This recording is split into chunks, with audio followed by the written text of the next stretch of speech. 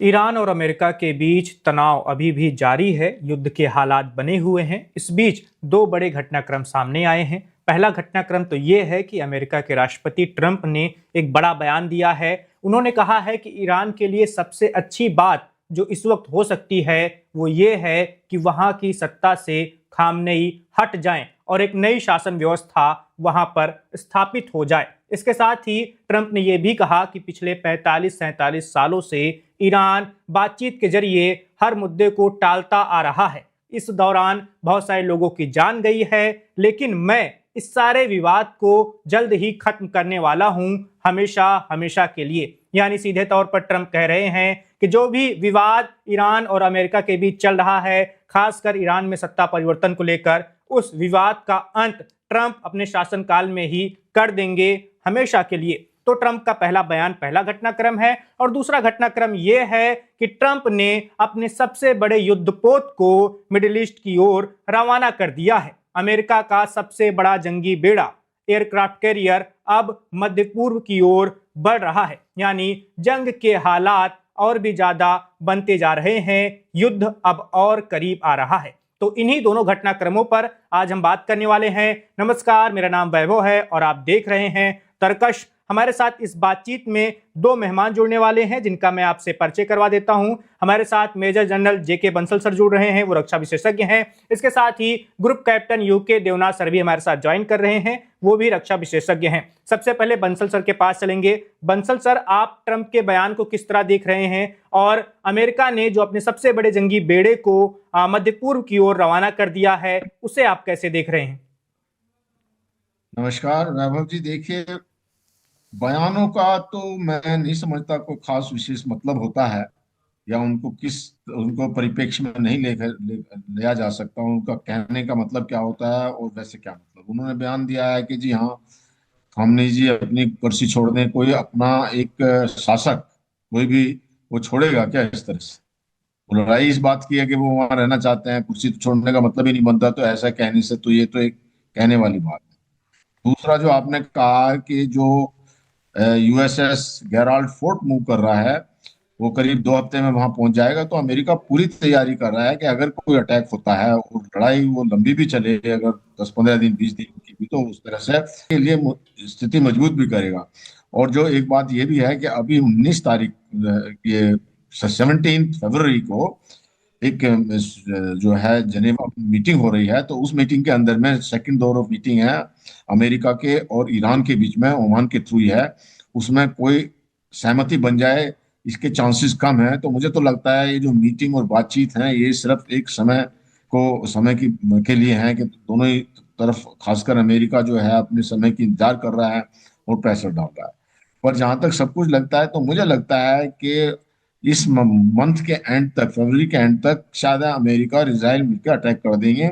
और बातचीत तो होएगी नहीं। वो इसलिए नहीं होएगी कि ईरान ने तो साफ कह दिया है कि जी मैं तो संवर्धन यूरेनियम का थोड़ा कम करूंगा, और वो भी तब जब मेरे ऊपर से प्रतिबंध हट जाएंगे। लेकिन किसी भी प्रकार का समझौता अपनी मिसाइल प्रोग्राम को बंद करने के लिए, या हुती हमस जो प्रॉक्सीज हैं उनको बंद करने के लिए वो तैयार नहीं है। और जो इसराइल ये चाहता है कि मिसाइल का भी प्रोडक्शन बंद हो और जो प्रॉक्सीज हैं उनके ऊपर भी लगाम लगाई जाए। और इसराइल का काफी वहां पे जो है, इस बात को अमेरिका को मानना पड़ेगा। तो मुझे नहीं लगता बातचीत होंगी और अल्टीमेटली ये अटैक हो जाएगा अमेरिका की तरफ से इसराइल के। और इसराइल ने तो ये कह दिया कि अगर अमेरिका भी नहीं करेगा तो हम अकेले करेंगे। तो कहने का मतलब ये है कि लड़ाई तो होगी, और वो कब होगी उसका कहना अभी मुश्किल है, लेकिन ऐसा लगता है कि फरवरी के एंड तक हो जाएगी। Back to you. बिल्कुल, देवनाथ सर के पास चलते हैं। देवनाथ सर, पहले ये कहा जा रहा था कि अभी जो बातचीत हो रही है, पहले दौर की बातचीत हो चुकी है, दूसरे दौर की होने वाली है। उस बातचीत के खत्म होने तक का तो इंतजार कर लीजिए। आप अभी से ही अपनी तैनाती बढ़ाते जा रहे हैं, बढ़ाते जा रहे हैं। बातचीत असफल होती तब आप जंग की ओर जाते, लेकिन अभी ये तय नहीं हो पाया है कि बातचीत सफल होगी या नहीं, और अभी से ही आप जंग की तैयारी में लगे पड़े हैं। तो ट्रंप को लेकर उनके इस फैसले को कैसे देखा जाना चाहिए? देखिए, ट्रंप का जो व्यक्तित्व है वो एक बिजनेसमैन वाला है। रियल एस्टेट के डीलर हैं। उनको मालूम है कि अगर प्रतिपक्षी से रियल एस्टेट खरीदना है सस्ते में, बढ़िया रियल एस्टेट खरीदना है तो क्या करना है, लगातार उससे बात भी करते रहो और इस तरह की कार्रवाइयां भी करते रहो कि प्रतिपक्षी को लगे कि उसके रियल एस्टेट की वैल्यू क्रैश करने वाली है, ताकि वो तुरंत उसको बेच के भागने के चक्कर में आ जाए। वो इसी मनोभावना को लेकर ईरान पर काम कर रहे हैं। ट्रंप चाहते हैं कि ज्यादा से ज्यादा दबाव ईरान पर बनाए रखें, ताकि ईरान जब बातचीत करने के लिए टेबल पर आए तो जरा कमजोर होकर बातचीत करे। लेकिन ईरान के विदेश मंत्री ने बार बार कह दिया है कि अगर हम बातचीत करेंगे, आप हमारी कनपटी पर बंदूक रख के बातचीत नहीं कर सकते। अब जैसे जेरार्ड वोट को भी कूच कर दिया जा रहा है ईरान की तरफ, तो अभी वो फिलहाल अटलांटिक महासागर में है, क्यूबा के पास है। अगर हम याद रखें तो वेनेजुएला में इसी जेरार्ड वोट का इस्तेमाल करके डेल्टा फोर्स के जो कमांडो थे वो हेलीकॉप्टर के द्वारा काराकास गए थे, जहां उन्होंने निकोलाई मादुरो को हाईजैक कर लिया था। अब वहां से वो चलते चलते पहुंचेगा भूमध्य सागर में और डिप्लॉय हो जाएगा भूमध्य सागर के पूर्वी छोर पर। वहां से उसको ऑपरेट करने पड़ेंगे अपने जो विमान है उस पे। बढ़िया विमान है, F-35 है, F-14 है। तो ये जो विमान है उनको भूमध्य सागर से लॉन्च करने पड़ेंगे, जहां वो टेक ऑफ के बाद लेबनान के ऊपर से उड़ते हुए, सीरिया के ऊपर से उड़ते हुए, इराक के ऊपर से उड़ते हुए ईरान पर आके बॉम्बिंग करेंगे। ऐसा पहले भी कर चुका है अमेरिका। तो ये दिखाता है क्यों दो दो एयरक्राफ्ट कैरियर। ये समझना पड़ेगा कि ये दुविधा अमेरिका के सामने इसलिए है क्योंकि गल्फ क्षेत्र के ज्यादातर देशों ने ही अमेरिका को कह दिया कि उनकी जमीन का इस्तेमाल, उनके एयर स्पेस का इस्तेमाल अमेरिका नहीं कर सकता हवाई युद्ध ईरान के ऊपर छेड़ने के लिए। तो जाहिर बात है, जब उनके जमीन का इस्तेमाल अगर मना कर रहे हैं, जैसे कि समझिए सऊदी में तो यूएस एयरफोर्स पहले से ही डिप्लॉयड है। अब अगर सऊदी बोल रहा है कि उनकी जमीन का इस्तेमाल नहीं करेंगे, उनके आसमान का इस्तेमाल नहीं करेंगे, तो यूएस एयरफोर्स सऊदी अरेबिया से टेक ऑफ करके ईरान तक नहीं जा पाएगी। इसीलिए दूसरा एयरक्राफ्ट कैरियर मंगा रहे हैं। लेकिन मैं आपको मिलिट्री आकलन देता हूं, दो दो एयरक्राफ्ट कैरियर से हमला करेगा अगर अमेरिका, और उसमें इजराइल तो जाहिर बात है शामिल हो ही जाएगा, फिर भी जो नुकसान होगा ईरान को, मिलिट्री ठिकानों को या न्यूक्लियर ठिकानों को, वो नुकसान इतना बड़ा नहीं होगा कि ईरान में सत्ता परिवर्तन हो जाए। देखिए लास्ट टाइम युद्ध चला था 12 दिन, तो इस बार भी युद्ध कितना दिन चलेगा? 7 दिन, 12 दिन, 2 हफ्ते, 14 दिन। उसके बाद इजराइल को भी रेस्ट लेना पड़ेगा और यूएस, अमेरिका के जो विमान हैं उनको भी रेस्ट की जरूरत पड़ेगी। तो ईरान में बमबारी से सत्ता परिवर्तन नहीं हो सकता। हां, उसके ठीक पहले या बमबारी के दौरान अगर ईरान की जो जनता है वो फिर से आयतुल्लाह खमेनी के खिलाफ आ जाए सड़कों पर और बड़ी तादाद में आगजनी करे, तो शायद अमेरिका की बमबारी प्लस ईरान के अंदर अराजकता का माहौल दोनों मिलके शायद आयतुल्लाह खमेनी को बाध्य करे कि वो देश छोड़कर रूस भाग जाएं। जी बिल्कुल देवनाथ सर, बंसल सर के पास चलेंगे। बंसल सर, अमेरिका और इजराइल को लेकर कहा जा रहा है कि उन्हें ईरान से तो खतरा है ही कि उनके मिसाइलें उनके पास हैं, घातक मिसाइलें जो नुकसान पहुंचा सकती हैं, खासकर अमेरिका के सैन्य ठिकानों को। और लेकिन जो ईरान के समर्थित संगठन हैं, खासकर हुतियों को लेकर कहा जा रहा है कि वो भी अमेरिका के लिए खतरा पैदा कर सकते हैं अगर जंग हुई तो। आपको कैसा लगता है, आपको क्या लग रहा है कि क्या ऐसा संभव है कि हुती भी नुकसान पहुंचा दें अमेरिकी सेना को? बहुत अच्छा प्रश्न आपने कहा है। जितने भी प्रॉक्सीज हैं अभी ईरान के, उसमें हुती ही थोड़ा सा है जिसके पास में कुछ बचा हुआ है। लेबनान के अंदर में जो हिजबुल्लाह था वो खत्म सही हो चुका है, हमास खत्म हो चुका है। लेकिन यहाँ सोचने वाली बात यह है कि जो इजराइल पहले इनको खत्म कर रहा है, लेबनान में जो थोड़े बहुत बचे हुए हैं उन पर भी, और हुती पर भी जो अटैक करके हुती जो हैं उनको भी खत्म करेगा। और हुती का क्या है, हुती क्या करता है? हुती ये करता है कि जो रेड सागर में है, लाल सागर के अंदर में जितने वहां पे एसेट्स हैं या जो जहाज आते हैं उनके ऊपर अटैक करता है, और इसराइल के ऊपर में भी कुछ अटैक, कुछ मिसाइलें उनकी पहुंच जाती हैं। अब वो कितने हथियार अभी रिप्लेनिश कर पाया है ईरान इसके ऊपर डिपेंड करता है। बाकी बात यह है कि अभी तो सबसे बड़ी बात ये रह जाती है, क्योंकि जो मेन लड़ाई है, जो पिछली बार लड़ाई हुई 12 दिन की, उसमें ज्यादातर जो पार्टिसिपेट किया था इसराइल ने, वो चलती रही थी। और वो हैमर, मिडनाइट हैमर किया था अमेरिका ने, तो शायद एक ही दिन अटैक किया था। अब मेनली जो है ये दोनों की फोर्स मिलकर करेगी। तो हुथी कुछ अगर वो डैमेज कर देता है, अमेरिका के जो एयरक्राफ्ट कैरियर हैं उनके ऊपर अटैक कर देता है हुती, तो बहुत बड़ी बात है, फिर तो अमेरिका भी कुछ नहीं कर पाएगा। अगर बाकी और जगह कुछ करता है तो वहां पे, या जो अमेरिका के बाकी जो बेसिस हैं मिडिल ईस्ट के अंदर में, तो वहां तक तो हुती का पहुंचना भी बड़ा मुश्किल है। तो इन सब बातों को देखते हुए थ्रेट दे रहा है, हुती भी दे रहा है, हिजबुल्लाह भी दे रहा है, देने को तो हमास भी दे रहा है कि भाई हम भी कुछ करेंगे।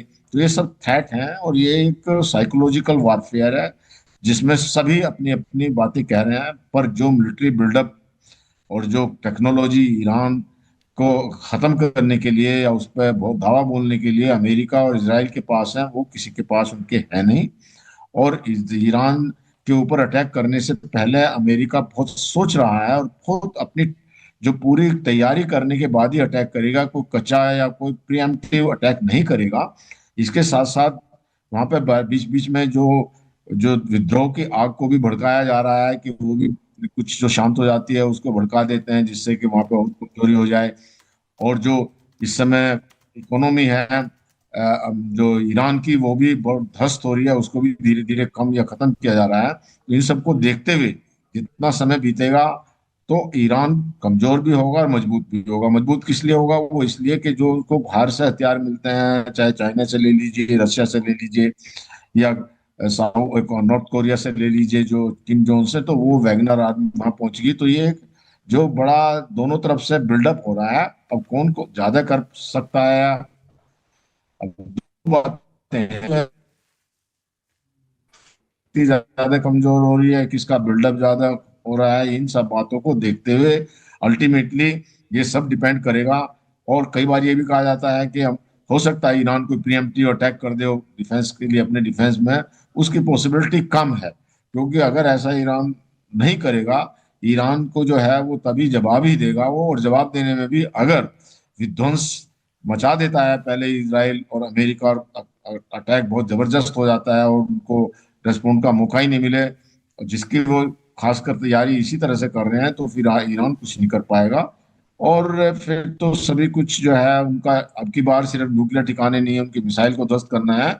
और रिजीम में जो उनके सारे बड़े बड़े नेता हैं उनको भी खत्म करने की, या जो उनका जो आईआरजीसी है उसको भी खत्म करने का इरादा है। तो इन सब बातों को देखते समय के मुताबिक ये देखिए क्या होता है।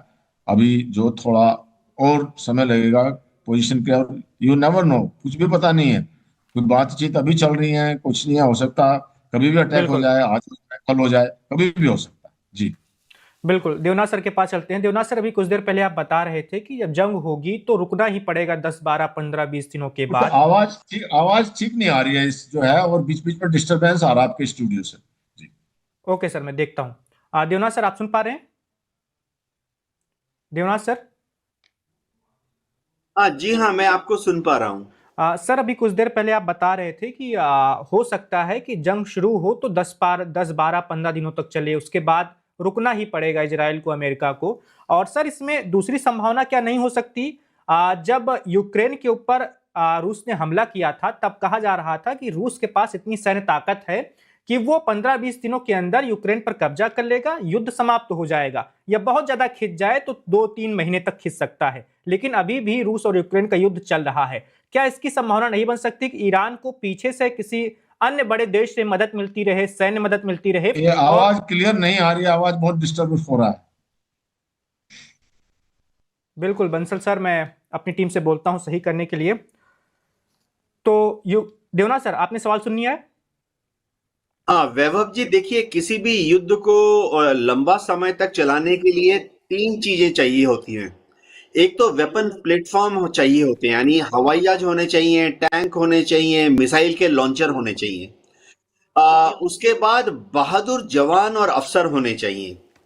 तो आमतौर पे क्या होता है, चाहे आप रूस यूक्रेन की बात कर लें, या अभी जैसे इजराइल की बात कर लें, या अमेरिका की बात कर लें, टैंक तोप की कमी आमतौर पर नहीं होती है। बहादुर जवानों की और बहादुर अफसरों की भी कमी नहीं होती है। लेकिन किसी भी युद्ध में कमी किस चीज की पड़ जाती है 10 दिन 15 दिन के युद्ध के बाद, वो ये है कि जो कंज्यूमेबल होते हैं, टैंक का गोला, तोप का गोला, शोल्डर लॉन्च्ड मिसाइल, आपके पास एयर डिफेंस मिसाइल सिस्टम का रेडार है, लॉन्चर है, लेकिन मिसाइल नहीं है। हवाई जहाज के बॉम्ब्स, हवाई जहाज हैं लेकिन लेजर गाइडेड बॉम्ब खत्म हो गए हैं। हेलीकॉप्टर है लेकिन उससे जो हेलफायर मिसाइल फायर करते हैं वो खत्म हो गए हैं। तो जैसे मैं इजराइल के बारे में आपको एक आइडिया देता हूं कि इजराइल के पास कभी भी 3 4 5 6 7 दिनों से ज्यादा बॉम्ब्स, रॉकेट, मिसाइल होते नहीं है। होता यह है कि जैसे जैसे इजराइल के कंज्यूमेबल्स यानी खर्च होने वाली सामग्री युद्ध में, जैसे bombs, rockets, missiles, anti tank rockets खत्म होने लगते हैं, तो अमेरिका की जो स्ट्रेटेजिक एयरलिफ्ट कमांड है, जिसमें बड़े बड़े C5A स्टार लिफ्टर जैसे जहाज हैं, C-17 ग्लोब मास्टर जैसे जहाज हैं, वो तुरंत जो नेटो भंडार है यूरोप में, अस्त्र शस्त्र का भंडार, वहां से भर भर के ले आते हैं इजराइल में बेन गुरियन एयरपोर्ट में लैंड करते हैं। और इजराइल की एयरफोर्स और आर्मी बस उसके 4 या 6 घंटे बाद ही उन बॉम्ब्स, रॉकेट्स, मिसाइल का इस्तेमाल करती है गजा के ऊपर। ऐसा जैसे आपने शुरुआत में कहा कि लगा था कि यूक्रेन का युद्ध तो महज 5 दिन में या 2 हफ्ते में खत्म हो जाएगा। वाकई ऐसा होता, क्योंकि यूक्रेन के पास युद्ध लड़ने के लिए अस्त्र शस्त्र जो कंज्यूमेबल होते हैं, रॉकेट्स, मिसाइल्स, हथगोले, ये जो चीजें हैं, यूक्रेन के पास महज 7 दिन या 12 दिन के युद्ध के लिए था। ये तो रूस ने कभी आकलन नहीं किया कि नेटो के देश अमेरिका की मदद से इतनी बड़ी तादाद में हर रोज यूक्रेन को पोलैंड के रास्ते से बम के तोप के गोले, टैंक के गोले, शोल्डर फायर्ड एंटी टैंक मिसाइलें लगातार सप्लाई करेंगे, जेवलिन एंटी टैंक मिसाइल। तो हो ये रहा है वहां पर कि अगर यूक्रेन के पास आज जेवलिन एंटी टैंक मिसाइल बचे हैं 50, आज रात के युद्ध में 50 फायर कर दिए, कल ही नेटो के भंडार से 50 को हवाई जहाज में भर के पोलैंड में उतारा जाता है। वहां से रेल लाइन से यूक्रेन में एक शहर है लवीव, पश्चिम यूक्रेन में, वहां लाया जाता है और लवीव से रेल लाइन से तुरंत उसको पूर्वी यूक्रेन में युद्ध भूमि में ले जाते हैं इन जेवलिन एंटी टैंक मिसाइल को। इस तरह से ही क्योंकि पश्चिमी देश, नेटो के देश रोज भरपाई कर रहे हैं, तो यूक्रेन लड़ रहा है 3 साल से। अब ईरान और अमेरिका के युद्ध में क्या होगा? ईरान और अमेरिका के युद्ध में ईरान की रिस्ट्रेंट्स जो हैं वो बहुत ही क्लियर है। उनके पास समझिए 2000 जमीन से जमीन पर मार करने वाले रॉकेट मिसाइल हैं। तो अगर वो हर रोज, जैसा कि 12 दिन के युद्ध में हुआ था पिछले साल जून में, अगर हर रोज वो 200-300 फायर करते रहेंगे इजराइल की तरफ, या अमेरिका के बेसिस पे भी हर रोज 100 या 200 फायर करते रहेंगे, यानी टोटल हर रोज 400-500 फायर करेंगे, तो ईरान के 2000 मिसाइल, चलो 3000 मिसाइल 5-6-7 दिन में खत्म हो जाएंगे। ये ईरान की एक स्ट्रेटेजिक मजबूरी है। जी देवनाथ सर, क्या ईरान को अभी रूस से, चीन से सैन्य मदद नहीं मिल रही होगी? वो अपना सैन्य भंडार और ज्यादा नहीं बढ़ा रहा होगा? वैभव जी, देखिए, रूस की दिक्कत ये आ रही है कि वो अभी यूक्रेन के युद्ध में गले तक फंसा हुआ है, नाक तक पानी आ गया है रूस के। तो रूस बहुत बड़ी तादाद में जो लड़ाई की सामग्री होती है, जो सामग्री फायर करने पर खत्म हो जाती है, जैसे मैंने कहा था टैंक के गोले, तोप के गोले, मिसाइलें, रूस बड़ी तादाद में इनको ईरान में को नहीं दे सकता। लेकिन हाँ, रूस से कुछ कुछ सप्लाईज लगातार आ रही हैं। पिछले साल जून से लेके अभी तक रूस से काफी बड़ी तादाद में ये सामग्री आई हैं। हम एक शब्द का इस्तेमाल करते हैं फौज में, WWR, वॉर वेस्टेज रिजर्व, यानी वो पटाखे, वो फुलझड़ियां जो हम हर रोज युद्ध में खर्च करेंगे, और एक बार फायर कर दिया तो वो पटाखा, वो अनार, वो फुलझड़ी खत्म हो गई। तो कोई भी देश एक पॉलिसी रखता है कि वो WWR कितने दिन के लिए बना के रखेगा।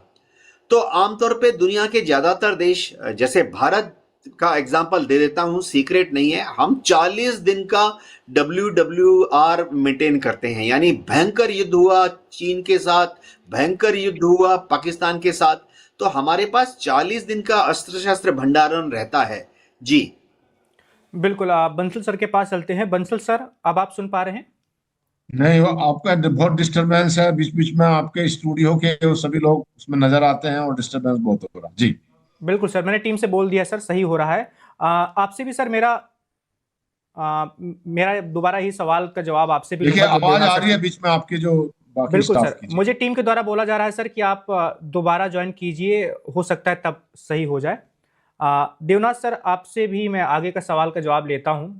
ईरान के बारे में कहा जा रहा है कि वो भी अपनी तैयारी कर रहा है, लगातार कर रहा है, और जैसा कि आपने बहुत कुछ बताया भी, और जंग के हालात में जंग ज्यादा दिनों तक नहीं चल सकती, ये भी पता है। लेकिन सर, चीन को लेकर बहुत सारी और भी बातें हो रही हैं। एक तो वो सैन्य मदद कर भी रहा है, और दूसरा लोग कह रहे हैं कि चीन नहीं चाह रहा कि ईरान में अमेरिका कामयाब हो पाए। वो वेनेजुएला में हो गया, इससे चीन को बहुत बुरा लगा है, या कह लें उसको बहुत ज्यादा तकलीफ हुई है, और ईरान में वो ऐसा कुछ करने नहीं देना चाह रहा है। आपको लगता है कि चीन कोई और तरह से रुकावट पैदा कर सकता है अमेरिका के लिए, खासकर ईरान में? चीन जाहिर बात है ईरान से बहुत बड़ी तादाद में कच्चे तेल का आयात करता है। तो चीन नहीं चाहेगा कि ये जो सप्लाई लाइन है ये खत्म हो जाए, रुक जाए। जैसे अमेरिका ने वेनेजुएला पर कब्जा कर लिया, अब वेनेजुएला का जो कच्चा तेल है वो किसको बेचा जाएगा, किस कीमत पर बेचा जाएगा, चीन को बेचा जाएगा या नहीं, चीन को महंगे दर पर बेचा जाएगा, ये सब अब से अमेरिका तय करेगा। इसी तरह से चीन को आशंका है कि ईरान पर भी अगर अमेरिका का वर्चस्व हो जाएगा तो ईरान से जो कच्चा तेल आता है वो चीन को बेचा जाएगा या नहीं, और चीन को क्या ऊंचे मूल्य पर दिया जाएगा या नहीं, वो अमेरिका तय करेगा। एक और चीज है, ईरान से जो चीन कच्चा तेल का आयात करता है उसके लिए कोई पेमेंट डॉलर्स में नहीं करनी पड़ती है, वो ईरान की करेंसी या चीन की जो करेंसी है युआन, उसी में ही पेमेंट हो जाती है, पेमेंट का आदान प्रदान। तो चीन चाहेगा कि ईरान के साथ उसका कच्चे तेल का जो सोर्स है वो लॉजिस्टिक सप्लाई लाइन हमेशा खुला रहे। अब वो क्या और नुकसान पहुंचा सकता है? चीन जो है लगातार सप्लाई कर रहा है वेपन्स ईरान को। इसके अलावा चीन ने अपनी नेवी के चार बड़े बड़े युद्धपोतों को उत्तरी अरब सागर में ओमान की खाड़ी के पास, स्टेट ऑफ हॉर्मुज के पास डिप्लॉय किया हुआ है। लेकिन चीन ने जो ये युद्धपोत स्टेट ऑफ हॉर्मुज के पास डिप्लॉय किए हैं, ये महज डिटरेंस हैं। वाकई युद्ध क्या ये लड़ सकते हैं अमेरिका की नेवी के साथ, वहां पर सवाल ही नहीं उठता है। जी देवनाथ सर, एक सवाल और रहेगा। ईरान को लेकर बहुत सारे लोगों का ये कहना है कि वहां के जो वरिष्ठ अधिकारी हैं, जो खासकर खामनेई के आसपास के लोग हैं, और खामनेई खुद भी जो वहां के सर्वोच्च नेता हैं, उन लोगों का अभी ये मानना, ये सोचना है कि अभी वाली स्थिति को किसी तरह से टाल ले जाओ। अगर ट्रंप का कार्यकाल पूरा हो गया, 3 साल बाद वो राष्ट्रपति पद से हट जाएंगे, उसके बाद फिर कोई खतरा नहीं रहेगा। क्या आपको लगता है कि ये जो हालात हैं, यही मौका है अमेरिका के लिए, इजराइल के लिए, कि जंग हो जाए तब उसके लिए ठीक होगा, और ऐसे हालात अब दोबारा कभी नहीं बन पाएंगे? हाँ वैभव जी, डोनाल्ड ट्रंप का कार्यकाल तो अभी प्रैक्टिकली देखा जाए 4 साल तक बाकी है जी।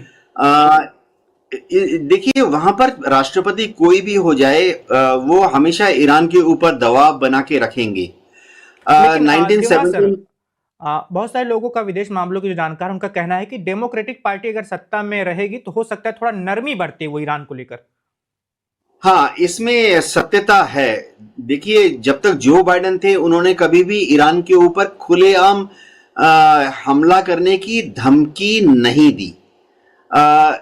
लेकिन ये समझना पड़ेगा कि 1979 में जब ईरानियन क्रांति के बाद से आयतुल्लाह खोमेनी पहले थे, अभी खामेनी है सत्ता में, चाहे वहां डेमोक्रेट्स पावर में रहे व्हाइट हाउस में या रिपब्लिकन्स, हमेशा ईरान के ऊपर आर्थिक प्रतिबंध लगते रहे हैं, मिलिट्री दबाव बनाए रखा गया है। सिर्फ इतना है कि डोनाल्ड ट्रंप के कार्यकाल में, यानी पिछले साल फरवरी के बाद से डोनाल्ड ट्रंप का जो व्यक्तित्व है, खलबली पैदा करने वाला व्यक्तित्व है, ईरान के ऊपर थोड़ा ज्यादा दबाव है। डोनाल्ड ट्रंप चाहते हैं कि अपने कार्यकाल में करके इस होमवर्क को कंप्लीट करके जाएं। तो क्या वो 4 साल के अंदर आयतुल्लाह खमेनी की सरकार को गिरा पाएंगे? मेरा आकलन ये है कि आयतुल्लाह खमेनी की वहां बहुत बड़ी फॉलोइंग है। देखो, शिया सुप्रीम धर्मगुरु हैं, वो दुनिया भर के शिया उनको मानते हैं, भारत में भी जो शिया हैं उनको मानते हैं। ईरान के गांवों में, दूर दराज के क्षेत्रों में, छोटे छोटे कस्बों में उनको माना जाता है। तो उनकी धार्मिक कारणों की वजह से जमीनी पकड़ बहुत मजबूत है। ये कोई वेनेजुएला जैसा नहीं है कि बस गए कमांडो लेकर और निकोलाई मादुरो को उठा के ले आए और कोई काउंटर फायर नहीं हुआ। क्या वेनेजुएला में तो हम अब आस्ते आस्ते पता ही लग रहा है कि अमेरिका ने उनके वाइस प्रेसिडेंट को, डिफेंस मिनिस्टर को और मिलिट्री के बड़े बड़े अफसरों को पहले से ही अपने बस में कर लिया था। इस तरह का कोई सफलता ईरान में अमेरिका को कभी नहीं मिलेगी। जी बिल्कुल देवनाथ सर, एक और सवाल है। सऊदी अरब और खासकर और भी मुस्लिम देशों की भूमिका को लेकर भी लोग बहुत संदेह जाहिर कर रहे हैं। कई सारी बातें सामने आती हैं। एक बात तो ये सामने आती है कि ईरान के जो आसपास पड़ोस के सारे मुस्लिम देश हैं वो नहीं चाहते कि युद्ध हो, क्योंकि इससे वो भी प्रभावित हो सकते हैं। लेकिन बहुत सारे लोगों का ये भी कहना है, खासकर सऊदी अरब को लेकर, कि सऊदी अरब चाह रहा है अंदर ही अंदर कि युद्ध हो जाए और ईरान की मौजूदा शासन व्यवस्था का पतन हो जाए।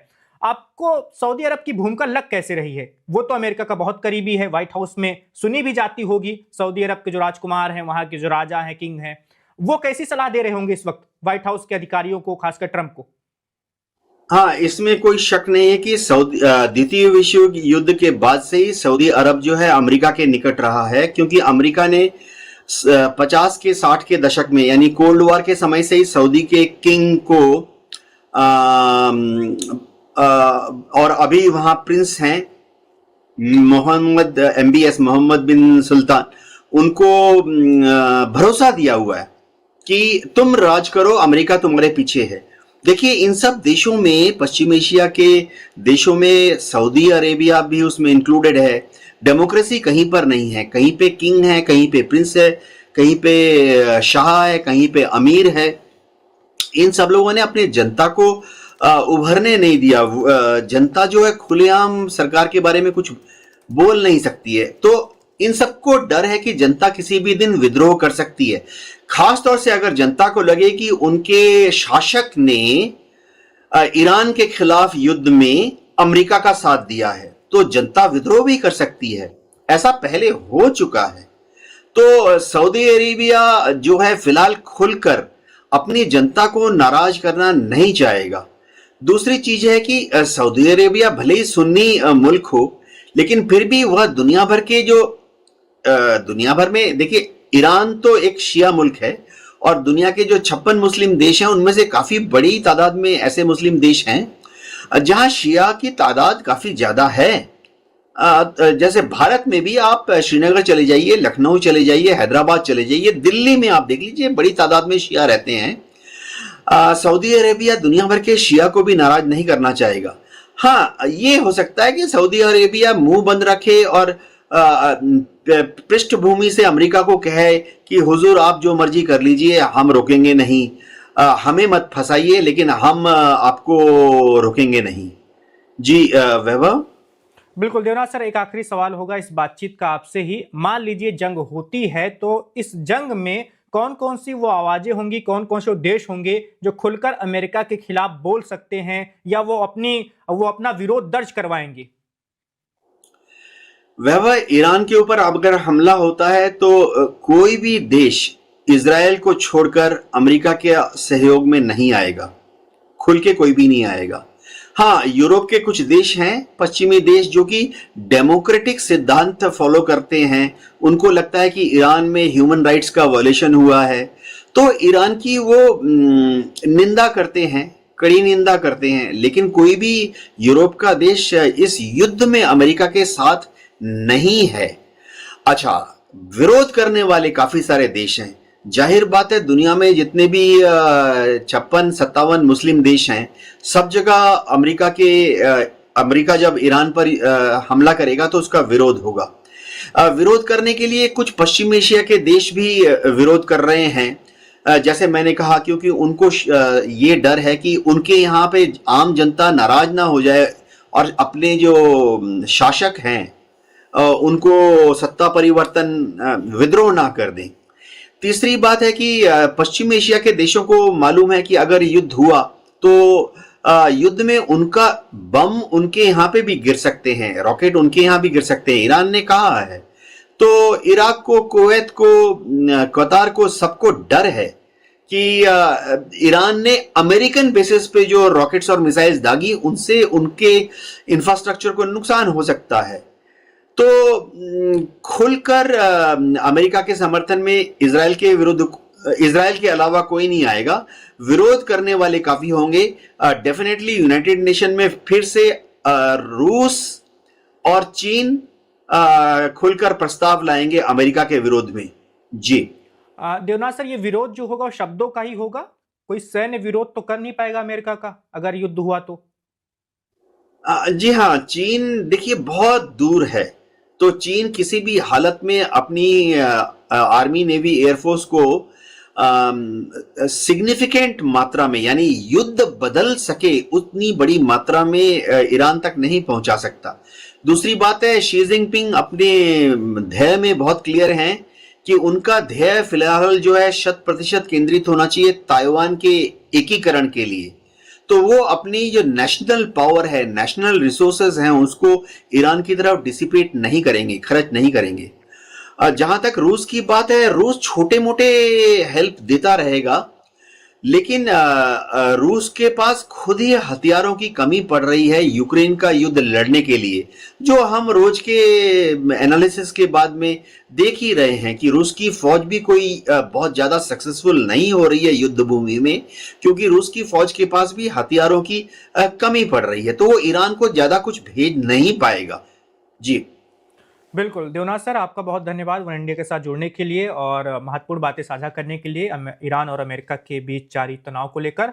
और बंसल सर हमारे साथ जुड़े थे, उनका भी बहुत धन्यवाद, उन्होंने भी बहुत ही महत्वपूर्ण बातें बताई हैं। तो आज तर्कश में बस इतना ही। ईरान और अमेरिका के बीच तनाव की स्थिति अभी भी बनी हुई है और विशेषज्ञ यही दावा कर रहे हैं कि कभी भी युद्ध हो सकता है। हालांकि बातचीत भी चल रही है, लेकिन बातचीत असफल हो जाएगी इसकी संभावना ज्यादा लग रही है। तो फिलहाल तक की जो भी जानकारी थी वो हमने आपको बता दी, हमारे विशेषज्ञों ने आपको बता दी। जो भी नई जानकारी आएगी वो आपको वन इंडिया पर मिलती रहेगी। इसके लिए आपको देखते रहना होगा one India. Subscribe to One India and never miss an update. Download the One India app now.